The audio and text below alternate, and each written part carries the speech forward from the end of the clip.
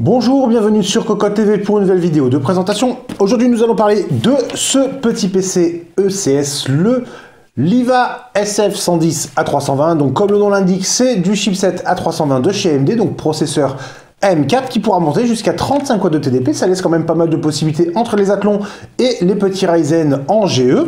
Il y a de quoi se faire plaisir avec une petite partie graphique qui permettra de jouer dans de petites conditions en 720p sur quelques titres anciens ou bien multijoueurs. Comme on peut le constater, le boîtier est tout simple, c'est noir. Alors un peu de fantaisie avec l'ici, le petit logo chromé à l'avant, mais sinon c'est particulièrement simple. Et pour le format, c'est lourd, c'est très lourd. Forcément, à l'intérieur, il y a la carte mère et surtout, la connectique est particulièrement complète. Par contre, le système de refroidissement vient à part dans le bundle. Nous l'avons laissé dans le plastique puisqu'il y a la pâte thermique et comme d'habitude, ça sent la grosse boulette si on enlève. Donc, comme on peut le constater, c'est de type notebook, un blower, ailette en aluminium. Il y a une base en cuivre dessous, pas de caloduc, rien du tout normalement pour 35 watts, pas besoin de plus.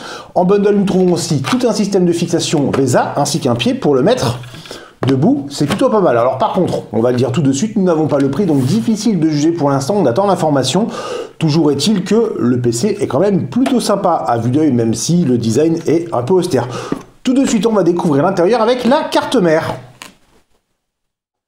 Le SF110 A320 de CS, donc le voici, nous l'avons dit, c'est noir, c'est sobre, il n'y a pas grand chose à dire sur le physique. On va donc partir sur la connectique avec à l'avant tout ce qu'il faut, bon, petit bouton power bien entendu, deux ports USB 3.0, un port USB 3.0 en type C et le son via deux prises.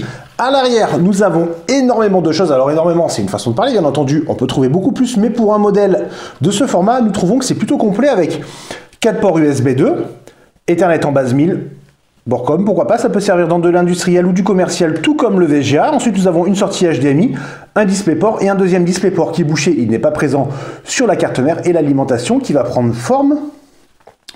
place sous la forme d'une brique externe. Beaucoup de choses. À la rigueur, on pourra dire il manque un lecteur de carte SD, mais ça, c'est vraiment pour pinailler un tout petit peu. L'ouverture du boîtier, c'est assez simple. Nous avons ici une petite vis à main que nous avons déjà dévissée. Alors, comme on peut le constater, hop, elle reste en place. C'est une très bonne chose. Et ensuite, il suffit, alors c'est une façon de parler, de pousser le dessus. En fait, si on le pousse un peu trop, on va rester bloqué. Donc, il faut le mettre à mi-chemin. Hop, alors on va... Comme on disait, ça peut bloquer un tout petit peu.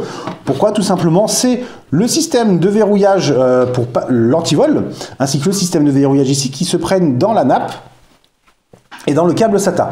Câble SATA qui va, comme on peut le constater, sur le panier de 2,5 pouces, un panier qui est installé au-dessus d'un emplacement M.2 qui peut monter jusqu'à du 2280, c'est plutôt pas mal. Donc pour y accéder, une vis, on retire le tout.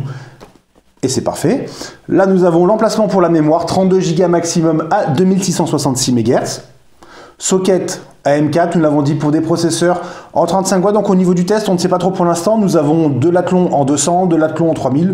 On va voir un peu ce qui s'y prête le mieux par rapport au tarif de la bête. Et si jamais on décide de tirer un tout petit peu sur le refroidissement, on mettra un processeur un peu plus gros. Le système de refroidissement, justement, donc on laisse le plastique pour éviter la grosse boulette. Le radiateur s'installe au niveau du socket. Nous avons ensuite un guide pour expulser l'air à l'arrière via les petits évents qui sont ici et le ventilateur va être au-dessus de la mémoire.